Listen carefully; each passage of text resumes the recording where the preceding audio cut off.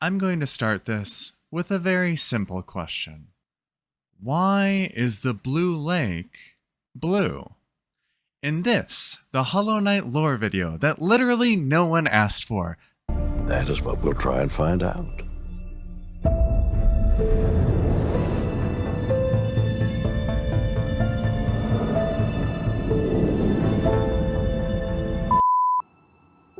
Along the way, we'll consider the Blue Lake's connection to Lifeblood, the Pale King, bug genocide, and even microdosing. Don't worry.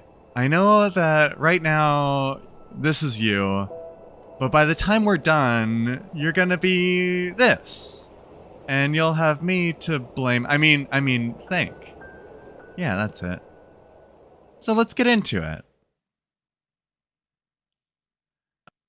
Of course, in our world, we are very accustomed to water looking blue.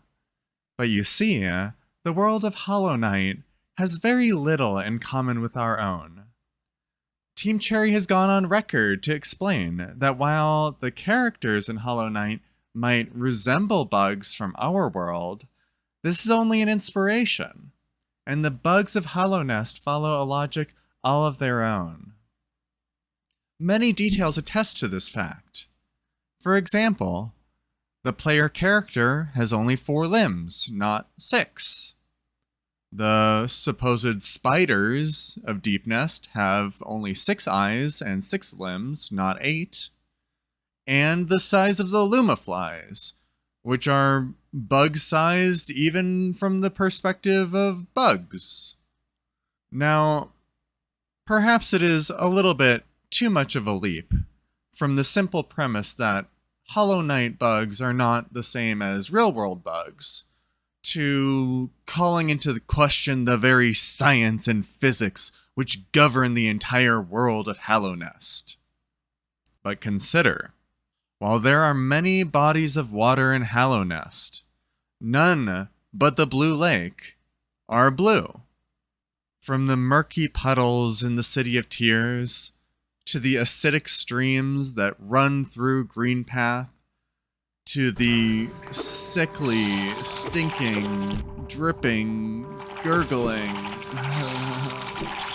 royal waterways. The only body of water in the entire game that's blue is the Blue Lake. Now this on its own is suggestive, but not entirely persuasive. To get to that point, we have to take a detour and discuss the visual storytelling of Hollow Knight.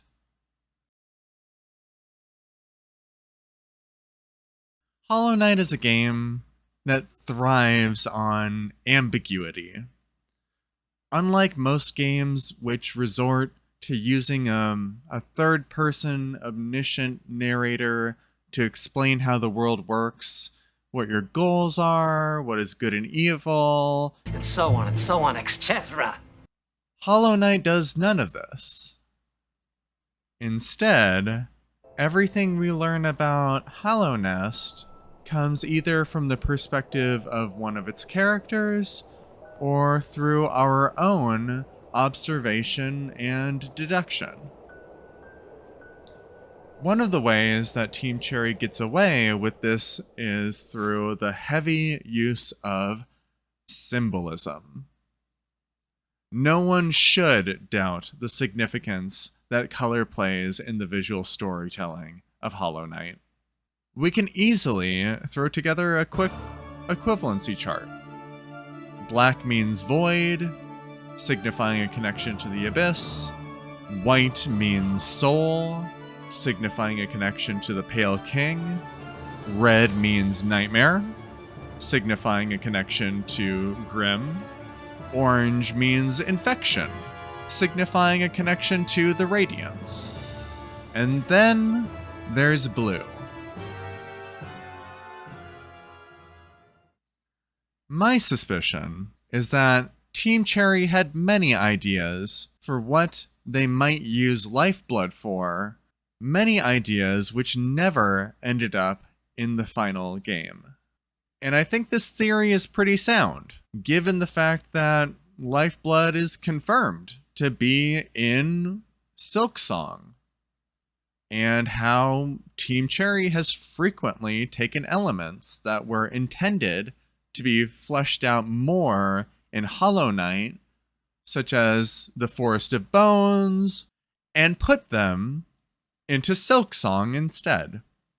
Even as late as 2018, Team Cherry still considered Lifeblood so significant that they named their final DLC after it.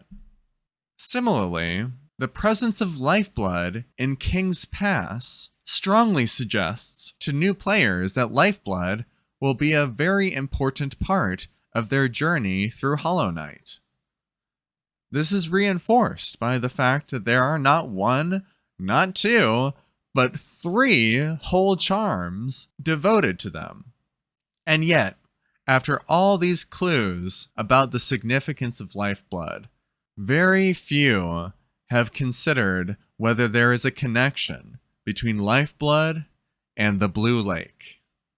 Naturally, we're going to fix that. The Blue Lake features prominently in the world design of Hallownest, and yet, quite suspiciously, it carries no major story elements at all. Yes, I know. That's where we share our last moments with the internet's boyfriend, Keanu Reeves, I mean Quirrell. And we all remember that amazing moment when we discovered the Blue Lake for the first time and realized that this is, in fact, where the rain in the City of Tears is coming from. Hey, I'm not here to invalidate your nostalgia, okay? That is not what this is about. Because really, no matter how you cut it, however beautiful these moments are, they are entirely optional. And that just doesn't make any sense. Why would Team Cherry build out such a large and unique area just for a couple of Easter eggs? Now, I don't think that they would. While there are plenty of parts of Hollow Knight that are optional, I don't think that you can classify the Blue Lake as one of them. It is featured prominently above the City of Tears, which is of course the core of Hallownest, and its blue aura actually radiates outward on your path to the resting grounds, beckoning you forth to come and discover it, almost inevitably, as part of your journey to get the Dream Nail, which is, of course, basically the most important pickup in the entire game.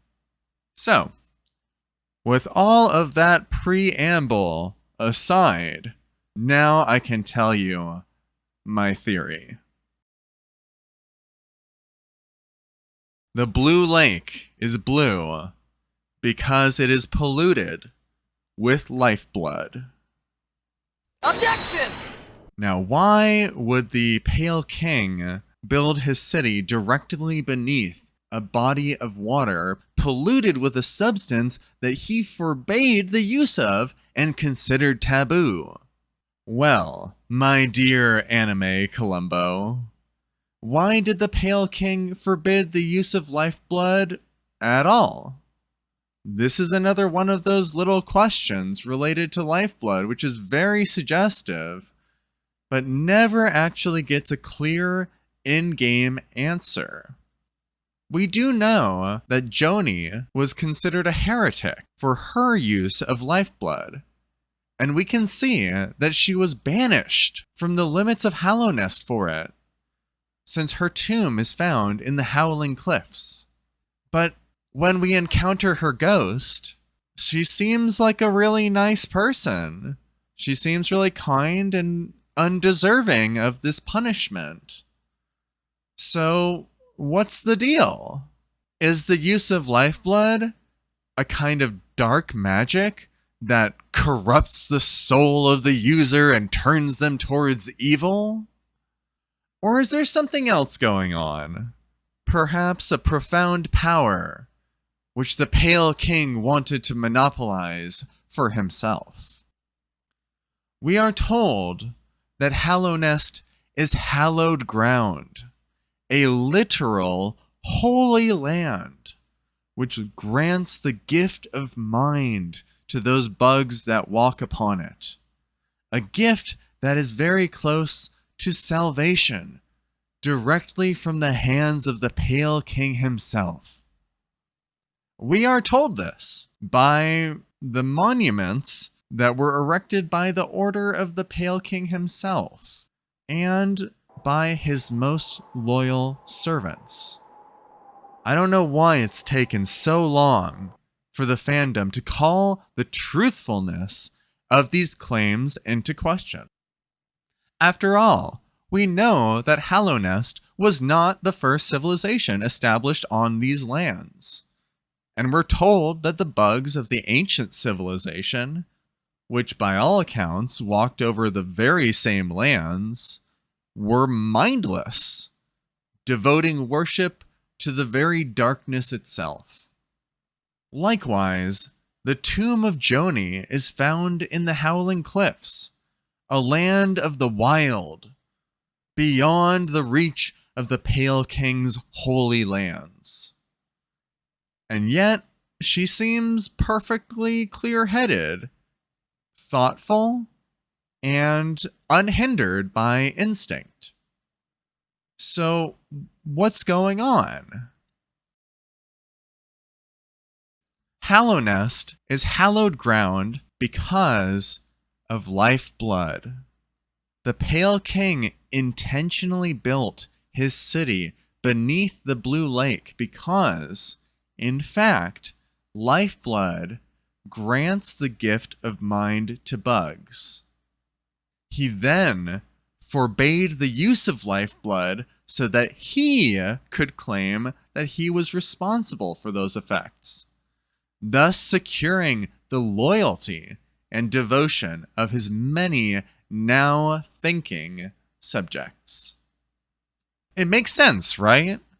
Absolute rulers will do anything in their power to consolidate their rule and eliminate anything that might undermine them.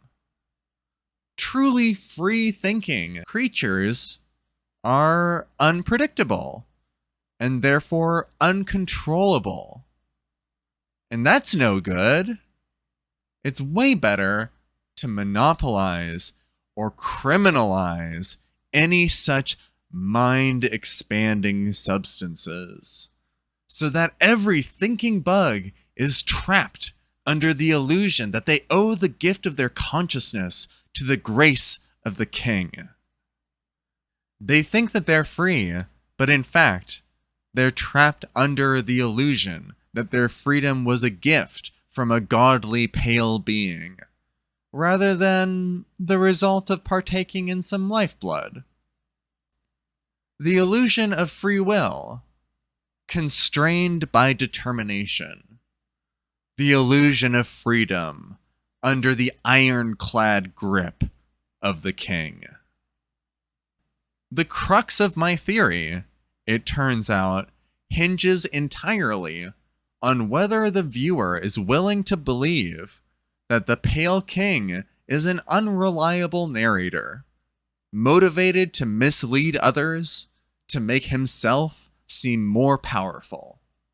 And seeing as this is a bug who has literally committed genocide for the sake of preserving his kingdom, well, I think that's more than enough grounds to call the Pale King's integrity into question. Call me crazy. With that, only one minor objection remains. If the Blue Lake were blue because of Lifeblood, wouldn't you get Lifeblood masks for swimming in it?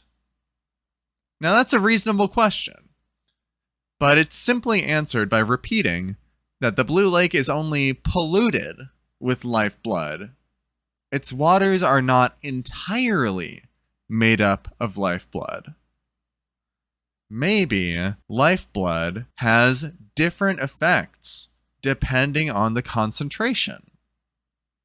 At extremely high concentration, it coats the user in bonus Lifeblood masks. But perhaps at low dosages, it has a more subtle effect, enhancing the user's ability to think critically, make independent choices, and potentially to meet God.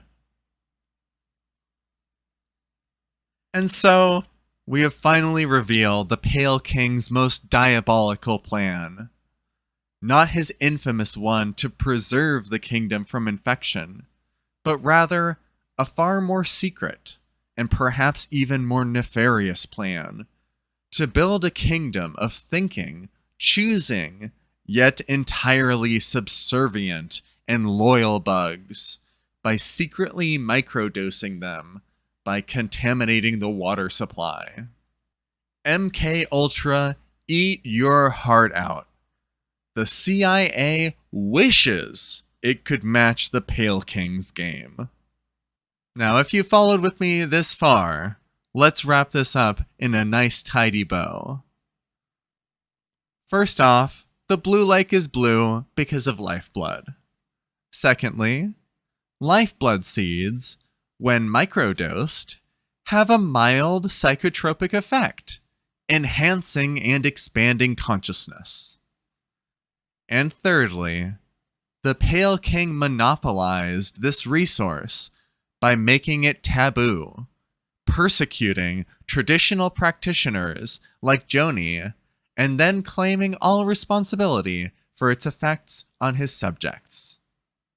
But anyways, now you know what I think. What do you think? Is there a connection between the Blue Lake and Lifeblood? Or am I just overthinking it? I'd love to hear what you think. Thank you so much for watching my video, and I hope you have a fabulous day.